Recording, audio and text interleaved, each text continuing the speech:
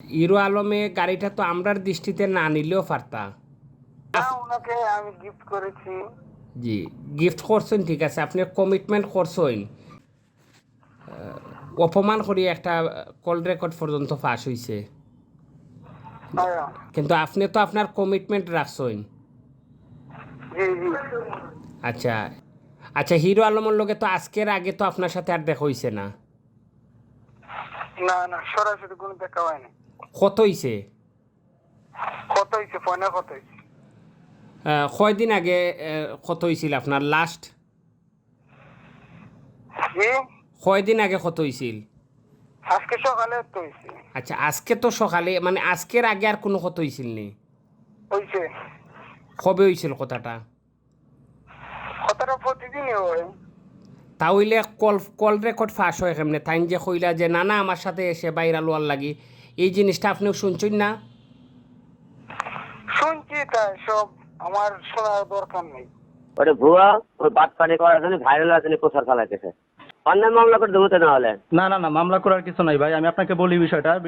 এটা নিয়ে আমি কয়েকদিন অনেকে অনেক রকম কথাবার্তা বলতেছে, আমি গাড়িটার পক্ষে ছিলাম না। না নিলে অনেকে আমাকে ফোন করতেছে, সাংবাদিক ভাইয়েরা, ভক্তরা।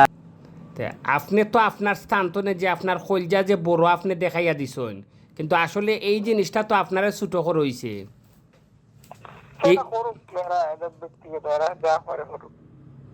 আর তাই না হিরো আলমে নিয়ে একটা অ্যাম্বুলেন্স করিলেই বা। হ্যাঁ, আচ্ছা, আপনি যে গিফট করছেন এই হিসাবে হিরো আলম আপনার প্রতি কতটুকু খুশি? সেও লাইভে জানাইছে যে অনেক খুশি। সোনাঘাট থেকে একজন লোক আমার এই গাড়িটা এত দামি উপহার আমাকে গিফট করছে। আচ্ছা, আপনি গিফট গিফট তো করিলেছেন আজকে, কিন্তু আজকে করার আগে আপনি কি মানে মনে মনে ভাবছিলা যে আসলে হিরো আলমে গাড়িটা নিব কি আপনার কাছে ইয়া? যে ভাবছে আমার কত গাড়িটা আমি গিফট করছি, এটা নিয়ে দেখি। ঠিক আছে, আপনি তো নির্বাচনের আগে যে ফাঁস করুক আর ফেল করুক হিরো হিরো আলমরে আমি গাড়ি দিয়ে দিব, যখন মানে রেজাল্ট ফাঁস করছে না ফেল করছে, এমতো অবস্থায় আপনি কি মানে ভাবছিলা যে আসলে হিরো আলম আপনার খান্দাত গাড়ি নিতে আইব?